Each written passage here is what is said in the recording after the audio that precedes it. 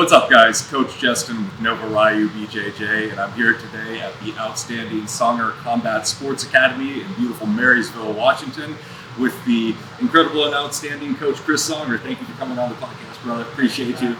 Looking forward to what you have to show us in the technique section, what you have to say about MMA and Jiu-Jitsu and just the scene in the Northwest. Just to introduce yourself to the audience, do you mind talking a little bit about what brought you to martial arts and kind of your journey from just starting to now being a successful gym at Marysville? Yeah, so I started wrestling in high school. From there, I learned a lot in that wrestling. A lot about working hard, and a big thing that my coach, Pat Marquardt, back in Hawaii, really impressed on all of us was that there were a lot of things that were outside of your control, but how much you worked in that room was what was within your control. So there was nothing your opponent could do about how much work you put in, how hard you pushed yourself. As a result, that was something that really stuck with the team, and everybody pushed really hard all the time. It was a ton of hard work. Moving from high school I joined the Marine Corps right after high school, and a lot of that played right into that. A lot of things that we did in the Marine Corps weren't ever really difficult for me. I was already used to working at a pretty high level of intensity. And that carried from the Marine Corps out into the civilian world. Once I got out, I felt like the work levels kind of dropped even further from the Marine Corps out into the civilian world. And so that really put me in a position where I didn't feel like I needed to dig really deep to outwork people. What I felt was my normal pace already put me in a position where I outworked people, and it brought me a lot of success in my personal life, in my career, in the IT world. So a big part of transitioning that into Jiu-Jitsu is that opportunity that I got growing up is the main opportunity I want to provide to the youth here in Marysville. And from wrestling to Jiu-Jitsu, we are still fairly involved in the wrestling community on a lot of different levels, but I think in terms of accomplishing that goal, I think Jiu-Jitsu is actually a better sport. I think it's a better sport than wrestling, and the main reason for that is the belt system. Oh, okay. So you're never really, as long as you're training at a good school with coaches that are around competition on a fairly regular basis, you should never be in over your head, right? If you're at tournaments on a regular basis, I know what a white belt competes like, I know what a gray belt competes like, I know what a yellow belt competes like. So I make sure that my kids are in the right division so that they're always being pushed. It's not a matter of always wanting them to win, because if you hold them back for too long, then it gets too easy. And now it's easy for them to get lackadaisical and they're just kind of going through the motions. So it's important to make sure that they're at the proper level where they're always being tested and always being pushed. But same in the opposite direction. You promote them too easy, too early. Now they're in over their head and they're just getting crushed. And now it's not really a battle anymore. So keeping them right in that middle zone where they're getting pushed all the time.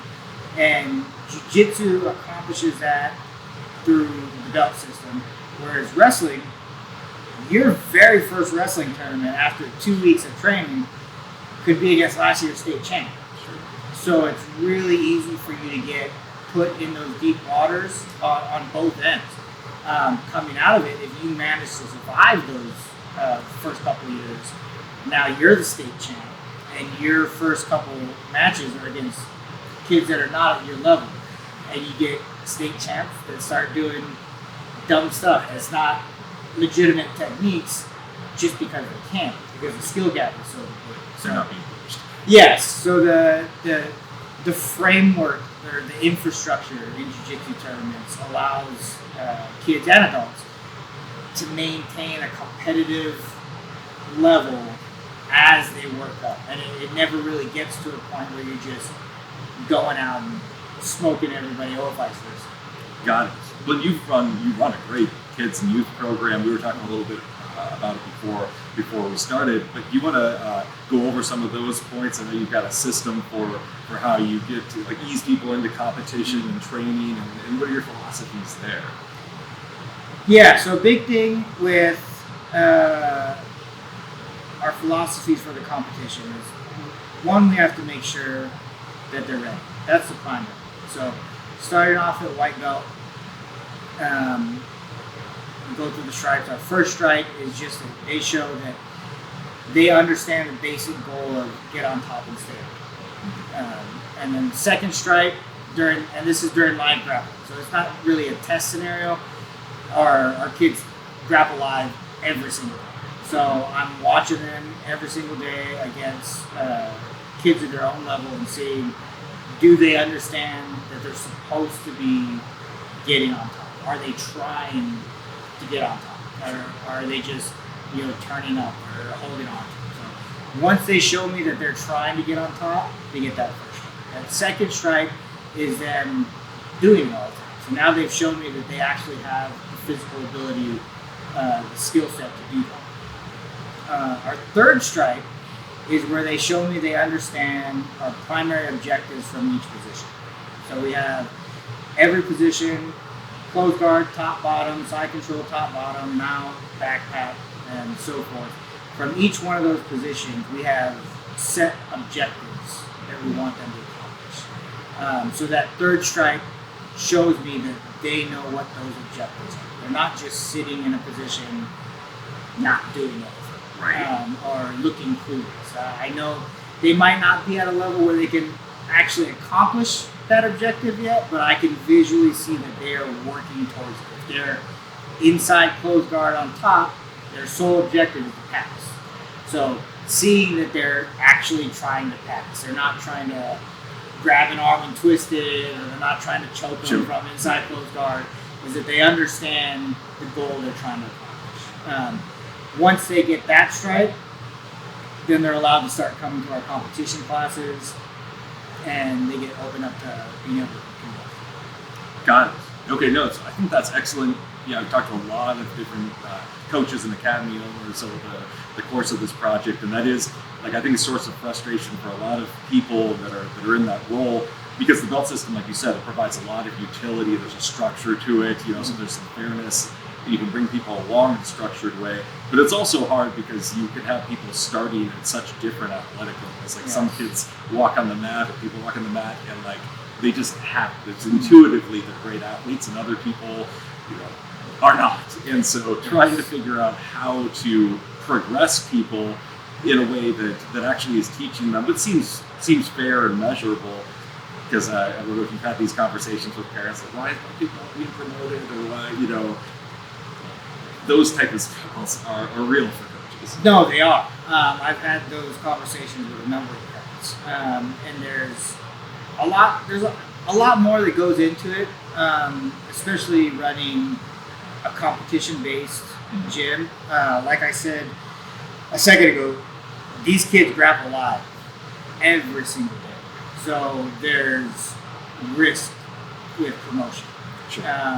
In a gym where kids, and we haven't dealt with this from a kid that has come up through our program, but we've dealt with this with kids that have come from outside somewhere else a couple of times now, where they have a belt that doesn't sit at the level of what the gym is accustomed to.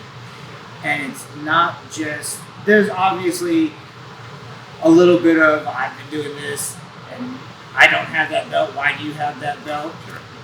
But conversely, I feel it's worse for the person with the belt.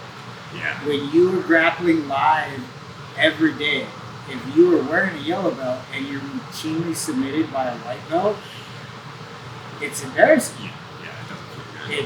It's really demoralizing to have. So it's important for me, not just with competition, but with everything.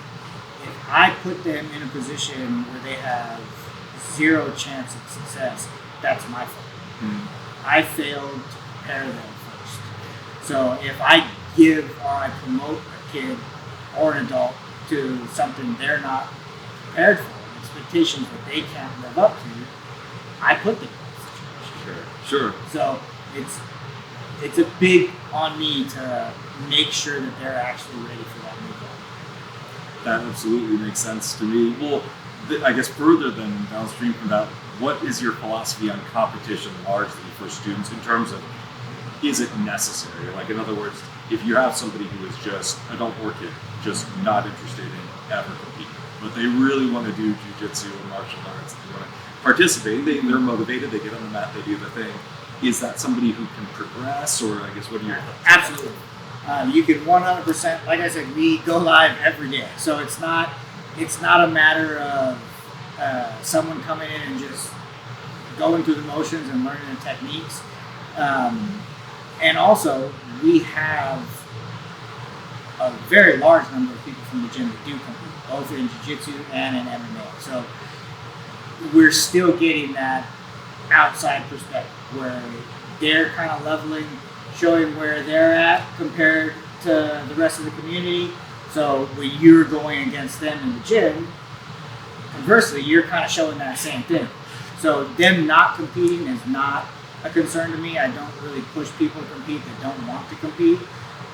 We do have a couple things. We have, you guys can't see it from here on camera, but we have a bunch of posters hanging up back there, and then some streamers in the back that have lists of our Competitor of the Year program. So a lot of people that's a poster when they win that, they get up there for the whole year. So they're very competitive in wanting to win those positions. Sure. But I'd say for the people that are hesitant to compete, if there were any motivation to get you to compete, even if you aren't really a competitive person, each competition, assuming you go to someplace like we had talked about earlier, I really get all my kids to do the Revolution first. Yes, all the other tournaments are great, but the Revolution is the largest tournament in the Pacific Northwest. So because there's such a large number of participants, there's a higher probability of them getting properly matched with someone their age, their size, their weight, and their skill level. So you're really going to get pushed in those divisions. And if you're in a tournament like that where you're getting good competition, you're not just getting smoked, one competition is easily worth months of training. So the amount of learning that happens in a single day of competition is dramatically more. It's accelerated, for sure. Yeah. That's definitely a theme that I've heard from multiple gym owners too. Is the competition itself, like that's a good experience, getting out there on the mat in front of everybody, putting it on the line. But in a lot of ways, the bigger part is all the stuff leading up to it. It's like the focus of your training and all that is heightened in a way that's the real benefit. Maybe. Yes, yeah, it puts a big goal on the calendar for you to work towards. Right. Well, and then this is something for the gym owners out there, and I'm always interested to hear. So you have all these competitors, and you have people that you're training, but for your own training as somebody who loves the martial arts and does it, how do you stay on top of keeping yourself advancing and learning new stuff when you're the head instructor, when you're the person who's teaching everybody else? Like, how do you continue to evolve and sort of not that challenge, I guess? So a big part of that is intentionally staying on top of it. So we're at all the tournaments. We're at all the tournaments with our team, so I'm seeing all the different trends as they move in one direction or the other. So we make sure we're prepared for that. And then same thing with MMA. We get together a lot as a team and we watch the fights. I watch all the fights myself if we're not doing it. We watch a lot of high-level jiu-jitsu stuff. And I think that's really important. I've talked to people about this before. When I fought 20 years ago, if I taught people to fight the way I fought, they'd all lose.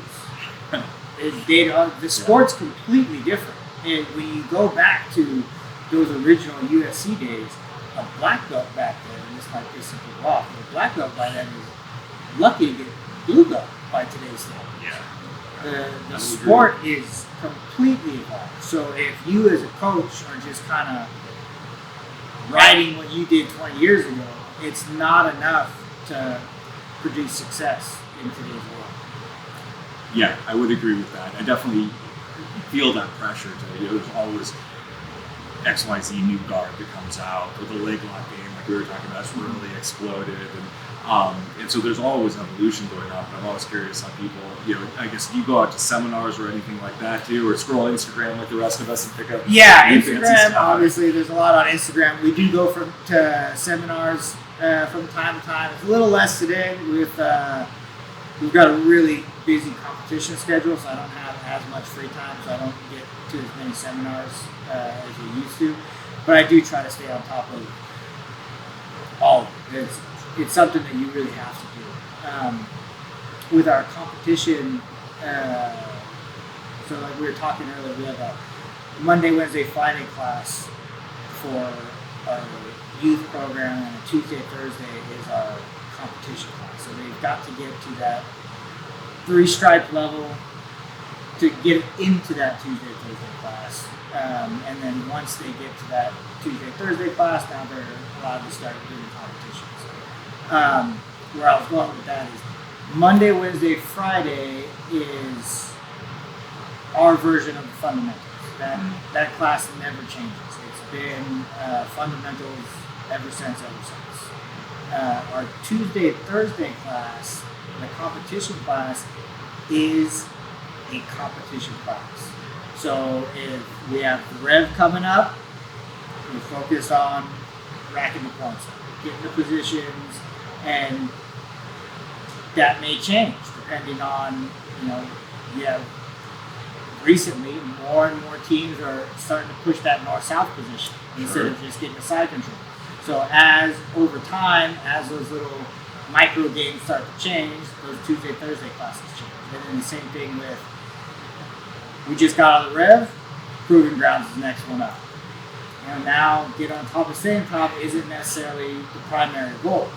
Isolation is the primary goal. Isolate limbs, isolate the neck, we're hunting submissions all the time. So having that class structure where 3 days a week is just building your core fundamentals, and then 2 days a week we're focused on whatever happens to be coming up on the calendar, and leaving that class completely adaptable to what's going on and what micro games kind of happen to be in season and which ones aren't in season, has really been successful for the team. It's made a huge difference. Got it. Okay, yeah, because that's a flexible schedule, but there's some reliable things in there, because there are some things that don't change about jiu-jitsu. Yes.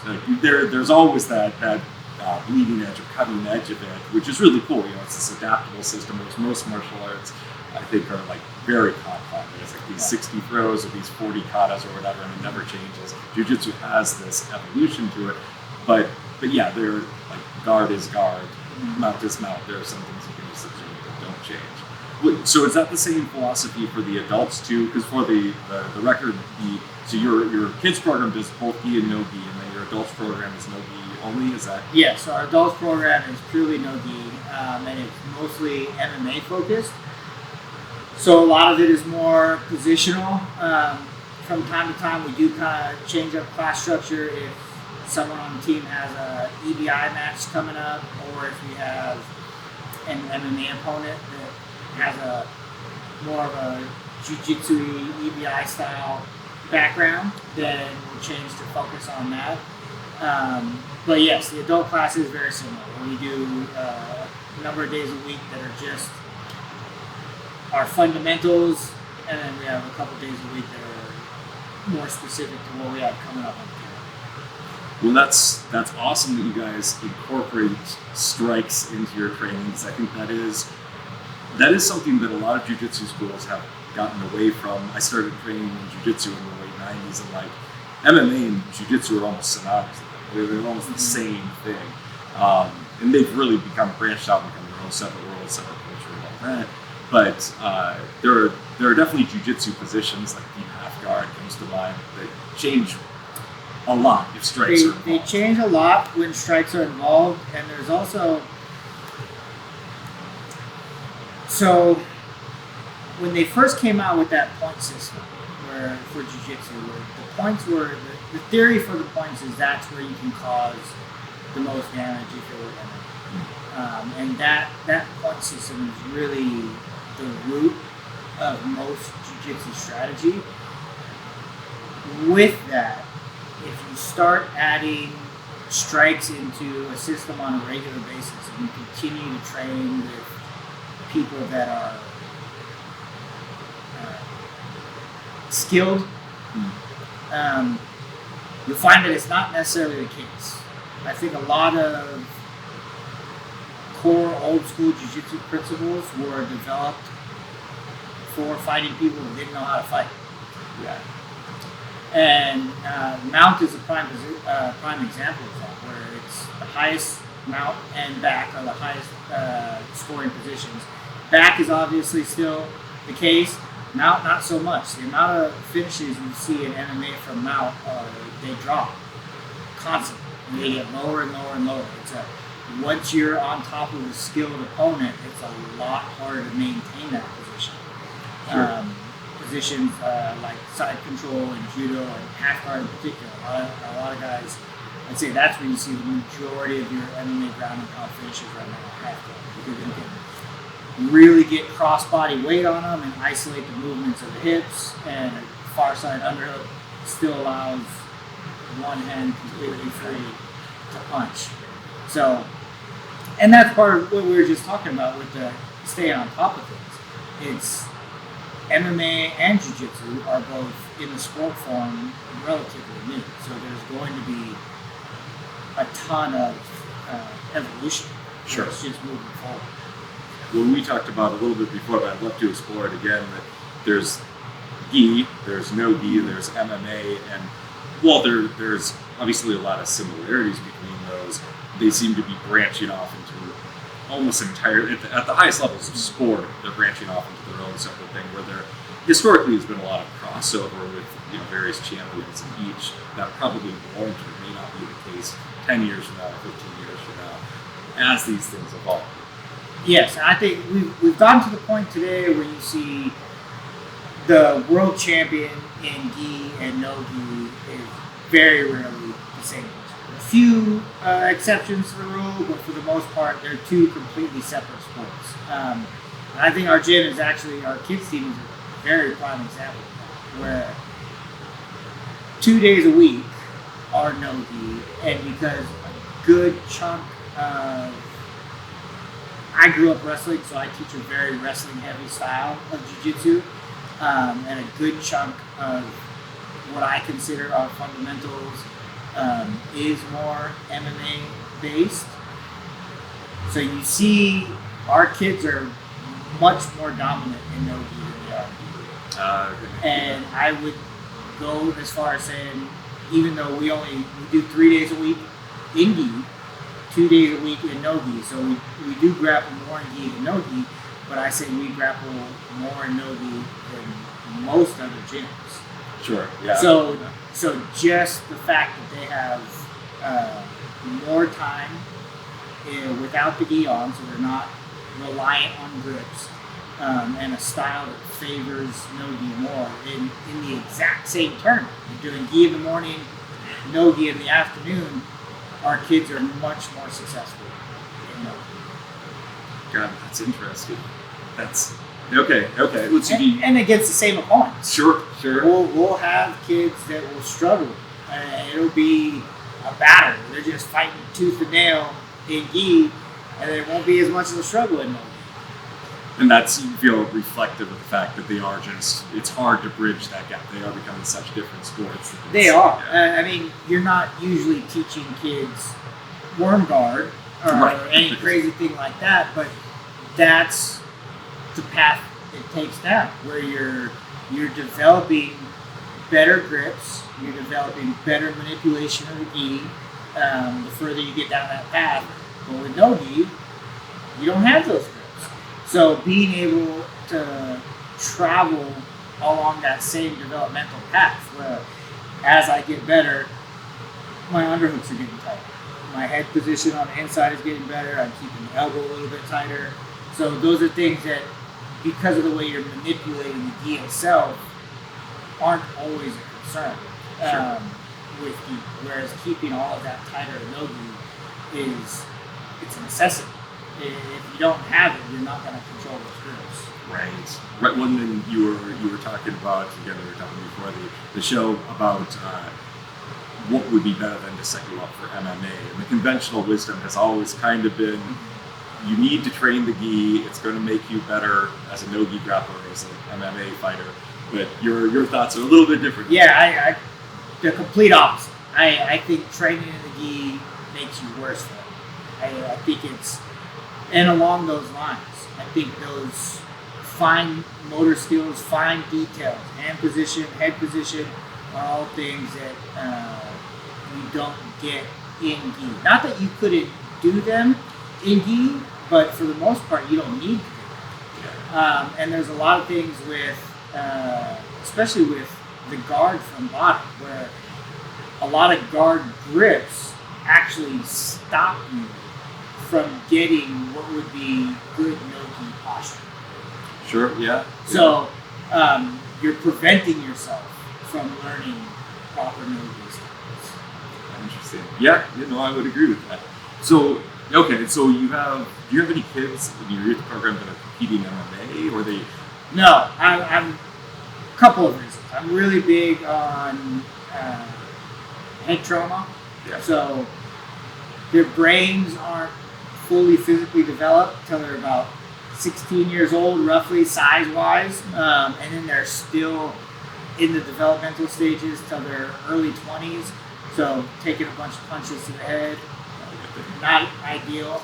On top of that, I think if I took a kid that has been grappling from 6 to 18, and then I took a kid that's been boxing or kickboxing from 6 to 18, I can make that grappler a good striker much faster than I can make that striker a good grappler. There's so much more to grappling to learn that I feel if you focus on the grappling coming up, then when you get to the age where now you can fight, it's only a few little things we can start off with.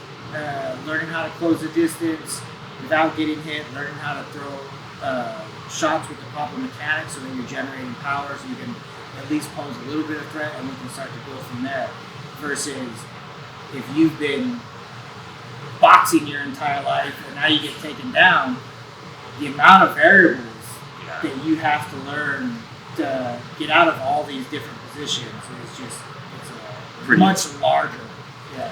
Right. No, I think that makes sense. And certainly for the MMA context too, because you're not trying to make them like a professional boxer necessarily. The guard works a little bit different, like the stand-up guard works a little bit different for MMA than it would for true Muay Thai or pro boxing. Much more adaptable. Totally agree with you that it would be a pretty insurmountable challenge. Trying to be a boxer. Well, maybe not insurmountable. It'd be a lot more challenging. Sure. Yeah, it's a lot more. There's a lot more to learn when you're starting out from scratch. Yeah. No, I would agree with that. Well, then, okay, so then you have your adults competing in MMA. This is something I was really curious about because I have competitors. I run a jiu-jitsu academy, but I don't have any MMA fighters. At the local or regional level for fighters, if you're their coach, are you also having them to act as like their manager as far as like making sure fight matchups are good? And what's that like? How are those challenges different than what most jiu-jitsu academy instructors do? So that's another big one. There are, and I don't want to talk badly about people, but there are coaches that just sign their guys up to fight. I would never do that. I think my goal with the fights is to create that same environment that we get at the Revolution. The difference is Jeff does that for me at the Revolution. You make sure that everybody's where they're supposed to be. Sure. Shout out to Jeff Bouchard. Yes. I run the Rev. They're awesome people. Amazing time. So it's on me. When I get presented a name, I've got to do the due diligence. I've got to make sure that, I'm not throwing my fighter in a 0% chance of success kind of scenario, right? Where I still don't think it's good, like we talked about earlier, for you to be in one extreme or the other. If you go out and a guy wasn't at your level and you kill him, or if you go out and get killed because you're not at their level, that's a failure on my part, especially with the amateurs.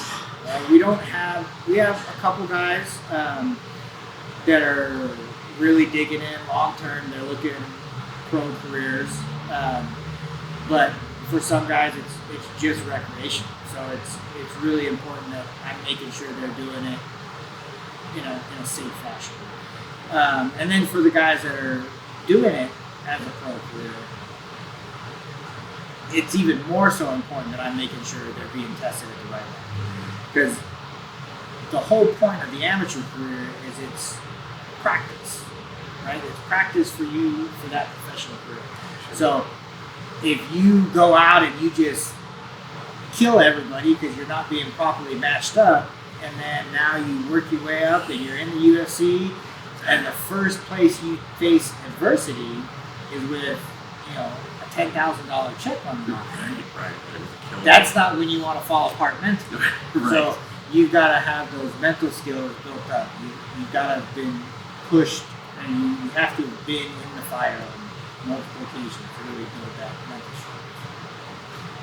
strength. That makes sense to me. Then in bringing them up in training, I have heard this, and I don't know if this is true or not, so you'd have to educate me. I've heard the difference between MMA, one of the differences between MMA and jiu-jitsu training is with jiu-jitsu athletes, you can push them to their absolute limit, their breaking point in the gym during like hard rolling across sparring because of very little risk of head trauma, right? Whereas MMA fighters, you might, not that they push themselves hard, but you might have to back off if they're just getting mauled because they're going to get lit up or that's a risk. Is that accurate? Or it's very accurate, and not just because of head trauma, just being kicked. You're getting kicked with a solid shin bone and the leg and the ribs.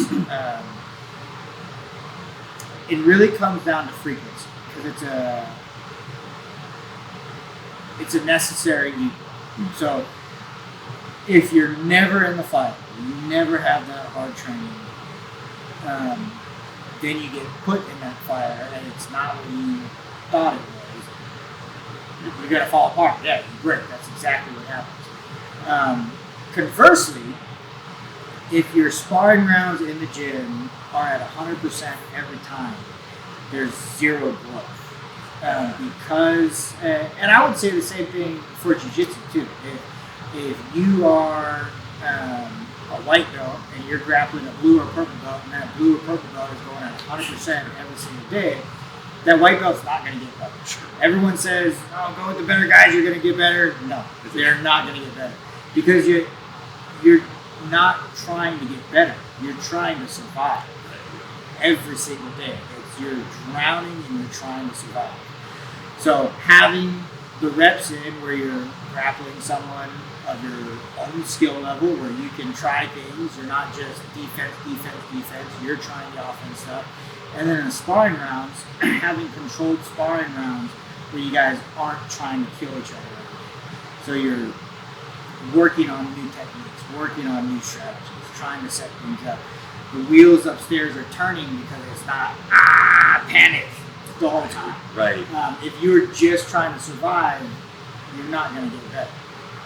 At the same time, you also need to know what it's like to be in the fire. So you've got to have both. There's a balance to it. I don't think one method or the other works by themselves. Got it. That makes sense. And then do you have any sort of structure formally as far as like how much, I suppose it's different for every athlete, but how much time they spend solely striking versus solely grappling versus mixing it all together? Like, do you have striking only classes? Or? Yeah, so our striking classes are all MMA based. So we do have a striking class and then a grappling class, but they are all MMA based. So even when we're working just straight jiu-jitsu for the day and they don't have gloves on, the positions are all still working towards getting dominant position. Dominant position where you can set yourself up for good striking, and then how we translate that is we have a lot of positions where you're able to isolate arms, usually cross-body with underhooks, and if it's an MMA scenario, we're punching them in the face. If it's a jiu-jitsu scenario, now with that arm isolated, you leave the bottom person with a couple choices, right? If they're like, if I've got that far side underhook and they've got an overhook there, now I've got that arm isolated where I can either stuff and go to like a dorsal kimura or a far side armbar, or if they bring it in front and frame, now you can post it down and start attacking key locks. So arm isolation, limb isolation, and from pinning positions is still effective in both MMA and jiu-jitsu. That makes sense. Well, then, and I'm assuming kind of contained within that, this is one area I want to touch on too, because I think a lot of people recognize that strikes change jiu-jitsu fundamentally, right? Yes. You're in closed guard. We play from this distance all the time where somebody can throw bombs on you. It's a different thing. But one area I think that people don't realize that MMA gyms work on, that jiu-jitsu gyms really could and don't, is wall work. Like, yes. You can see in the wall behind us, Yeah. there's tons of dents and imprints. It is a padded wall, right? It gets beat up a lot. We spend a ton of time on this wall, and it's a completely different game. And I think, to your point, we as a gym are fairly successful on the wall, and I think in both our adults and our kids classes, with our kids. So again, how we were talking earlier with Tuesday, Thursday, kind of changing depending on what we've got on the calendar. Our kids do one-on-one grappling matches in a cage from time to time. Yeah, so we do get our kids a bunch of time on the wall as well. And I think what you see you do still see it in the MMA community, but you definitely see it in our kids matches where being next to the cage for most people is just an obstruction. It just kind of gets in the way versus it being an actual tool that people should use. Because there are walls in real life. Turns out, yeah. They're everywhere. So we've done that, occasionally at my own academy, even like good competition purple and brown and black belts, like, every time you roll into the wall, you hear the coach shout, like, off the wall, off the wall. But if you stay there, like, it does change your game. Oh, it 100% changes your game. They don't realize that, and I think that is something that I wish, just me personally, I wish more jiu-jitsu academies would incorporate, because it doesn't even involve strike, the wrist there, they're squeamish about that. We actually just had, I don't want to say names or anything, I can't get into too many details, but we had a long-time student here who works in a security type role just a couple weeks ago, get into an altercation with a guest where people were fighting, and our student was able to take one of the guys much larger than him and pin him against the wall. Awesome. And it essentially just held him there until more security came out, and the guy just kind of flailed around, not knowing what to do. So neutralize the threat. Yeah. There are walls in the real world. Take note. You should use them. They're very useful. Well, okay, and then another topic I wanted to cover too was your daughter. I know here saw her competes, and she is an absolute savage on the match. We have the technique video coming up next, but you have other kids that compete too, or trying to? No. Well, she has an older sister that used to compete this year. In what? But to talk about, because I've seen Kara compete, and I know she's made a big impact on the local scene. I wondered if you could kind of expound on your chance to be a beaming dad here, and do some bragging, but also to talk about, are there challenges to coaching your own kid, right? How fun is that, and how hard is that? They're huge challenges to coaching your own kid. There's, with most, we have a number of kids in here that have been with us for close to a decade. So if not over a decade. So I have a really close relationship with those kids. But it's still a coach-student relationship. It's still not a parent-child relationship. So the parent-child relationship is different. Admittedly, sometimes I am harder on her than I probably should be. But sometimes she deserves it. She's sitting off camera, just for those of you at home watching. That's it. But yeah, she does. I mean, I get mixed emotions too about her. She's obviously been in the spotlight a lot over the years. She just recently had her first MMA fight that was a first round rear naked choke. Very, very dominant performance. She did really well on. And I guess some of the mixed emotions I have is she does so well in competition that she's been pushed a lot over the years as being special or being a prodigy of some sort. And what people don't realize is she's in this gym 7 days a week. 7 days a week. And that's used to be doing the kids' classes, doing the adults' classes. Now it's coaching the kids' classes, doing the adult classes. We're here on the weekends, doing privates. And so she puts in a ludicrous amount. She hasn't had anything given to her. Not to say that, people think she's given anything because she's a gym owner's daughter, because it's not, it's not random awards. She's going out and actually winning. But it's not to say that she's not special, but it's not luck of the draw. It's a lot of hard work. And yeah, she puts in a ton of work and has put in a ton of work to get where she's at. No, that's awesome.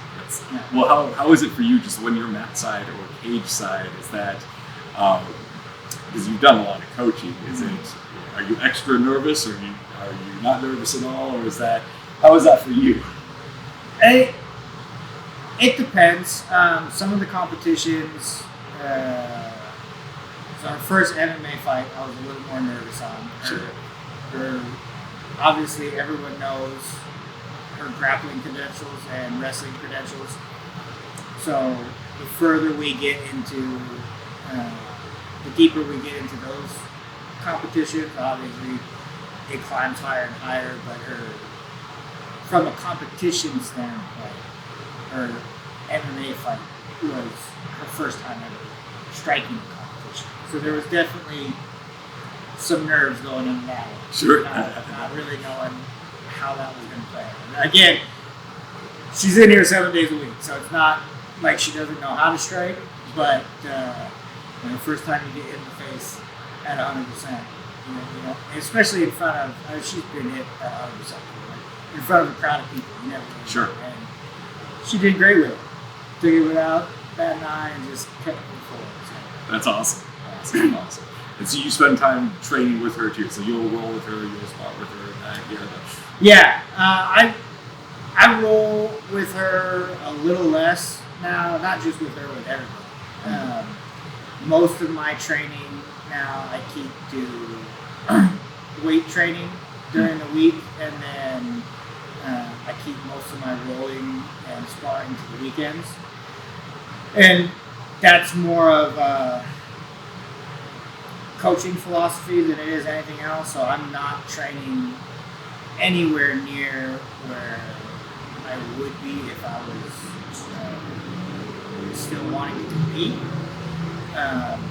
But it's actually because of that. So the last revolution that I did was a number of years ago. And I felt great going into it. I was in absolutely amazing shape. Went out there and performed well. And then, as you know, for the adult days, the higher adults go first so that they can come back and coach all their students afterwards. And we ended up having a pretty bad day as a team, and I was upset about it. And there was mistakes that were made that I felt, had I not been training and I had been watching the room like I should have been, that they wouldn't have happened. So that's been a big change for me, and I feel like it's been a big part of our success. Is that I think for all this to work, it's got to function like a clock. Every gear in that clock has a job. Sure. And if you get one of the little gears in the back trying to be an arm in the front to get the spotlight, now it doesn't tell time anymore. Sure. So I felt like that before that tournament, which what makes it worse is I hadn't competed for a while, and then I got this kind of hair up my butt that I wanted to compete again, and I went through that whole camp. And honestly, if the team had done better, I might still be training. But because I had felt like that before that, and then I made the decision to do that competition and we performed badly, that kind of gets set in stone for me. If I'm going to do this, I've got to do it. That's the responsibility. That's the responsibility that your students are placing in your care. Right? And I'm failing them if I'm not doing my job. Yeah, I'm glad you brought that up, because I think that is an element. It's kind of unique, even to martial arts, but definitely to jiu-jitsu, that there's like an expectation, however unrealistic, that like the coach is always going to roll every class and they'll be able to beat every one of their students like soundly, and that you don't see that in many combat sports.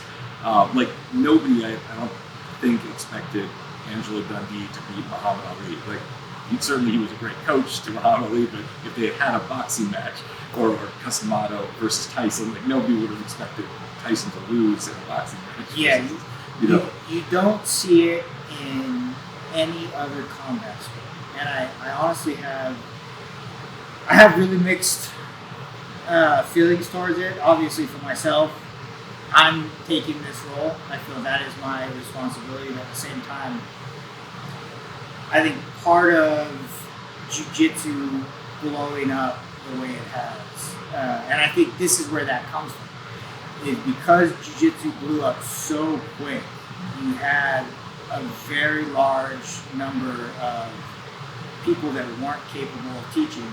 I mean, you've been around long enough. I'm sure you've seen all the YouTube videos of rolling with a fake black belt. Going in and, this guy's saying he's this and that, and he's actually not. So there is the expectation in most places for a coach to roll as a means of proving that they're actually capable of that. I think that's where that came from. Sure. With us in particular, I think that kind of our competition experience speaks for itself. That I'm not a complete moron. Everyone does pretty well. Right. So doing something right. I probably know what I'm doing. So there is, like I said, we are still pretty heavily involved in the wrestling community, and I don't want to bag on it too much because I know some of them mean well. There's nobody available to coach their team, so they stepped up to the plate. But there are a lot of coaches in that wrestling community that should be coaches, that have absolutely no idea what they're teaching, and their team suffers from it. Sure. And I think that kind of culture has helped build jiu-jitsu to what it is. I don't think it's the most efficient, which is why I won't be doing it, but it is important to maintain the culture of jiu-jitsu. Those standards, that somebody really does know what they're talking about. Yeah, and I think that there's that balancing it, because I agree with everything you said, and then added to that, there's also a lot of diminishing returns with age. Right? I'm in my late 40s, and it's like, yeah, there's just no way. Well, and like right now, if I have an elite athlete who comes in as an NCAA Division I wrestler, has 50 pounds on me, it doesn't matter if I'm a black belt or not. Like that's going to be very difficult to just throw them around the room. It's going to be impossible. So in 10 years from now, that's only going to get worse. A year from now, that's only going to get worse. So yeah, having that legitimacy that somebody has the requisite skill to do what they're going to do, but also balancing that against they don't necessarily need to be able to perform at the same level they did when they were 28. Yes, I think I've seen a lot of places where that becomes a problem, where they've been top whatever for so many years, and then your students come up and now they're beating you. And I've told a bunch of my guys, like, I'm 44 this year. If I've been training you for 5 years at 20 years old and you can't beat me, I'm doing something wrong. Like, you're young and super athletic. I should be able to get you good. Well, then, so how do you handle your own training? You mentioned like weight training, but as far as still being able to stay active and get on the mat and do stuff, how do you work on injury prevention and whatnot? So I've had a couple of really bad injuries over the years. Both my shoulders aren't great. I tore my LCL, I think it was about 8 months ago now. And since then, so it's not like I have a long-term record with this, but the solution for me is weightlifting. As you get older, the joints inherently get weaker. So the solution has been to surround the joints with as much muscle as possible. And that's been the goal. I've put on, since the LCL tear, I've put on about 30 pounds.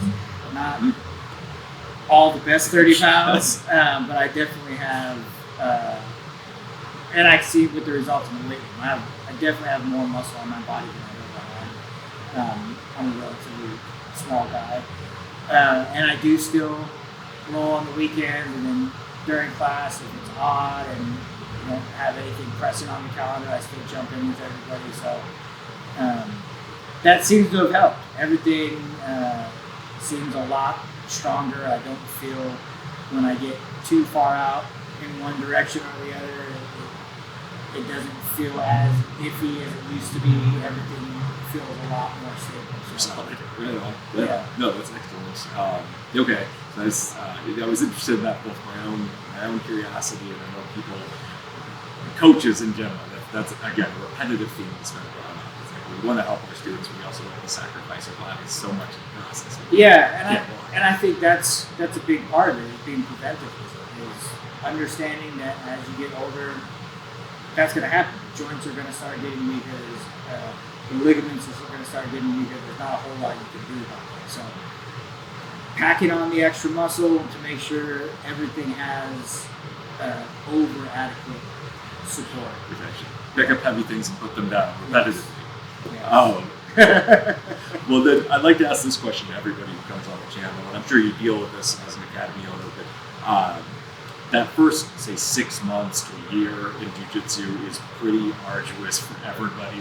There's a high attrition rate. A lot of people wash out. It's just, you're learning all these sort of like clandestine Byzantine, like how to tie your belt, or just bowing on the mat, or what are all the rules, in addition to learning like the physical skills and just getting smashed every single time you come in, basically, and not really knowing a lot yet.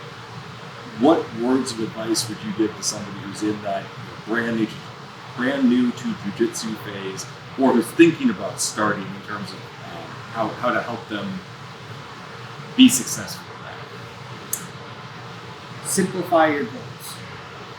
So a big thing that's been successful for us both in the youth class and in the adult classes is the way we go live. So we talked earlier about that third stripe on the white belt being them showing me that they understand what the objective is from each position and they're working towards it. So that is, for us, for our live grappling, That's all we do. We're starting in this position. This is your objective. You've got to accomplish this objective. So there should.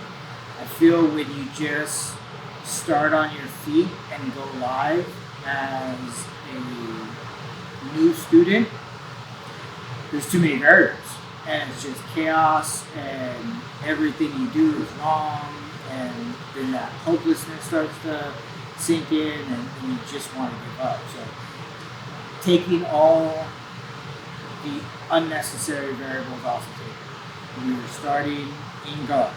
If you are on bottom, your only goal is to get on top. If you're on top, your only goal is to open their guard and pass, get to a dominant position.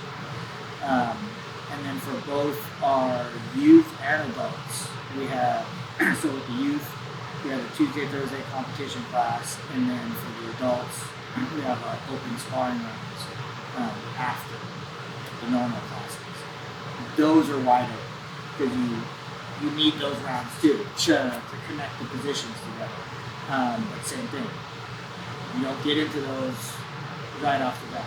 You've got to have a better grasp of what you're trying to accomplish before you can do it. Got it. Perfect.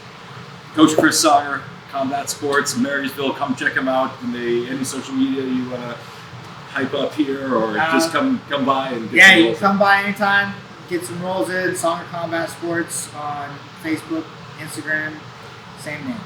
Thank you so much, man. Appreciate you.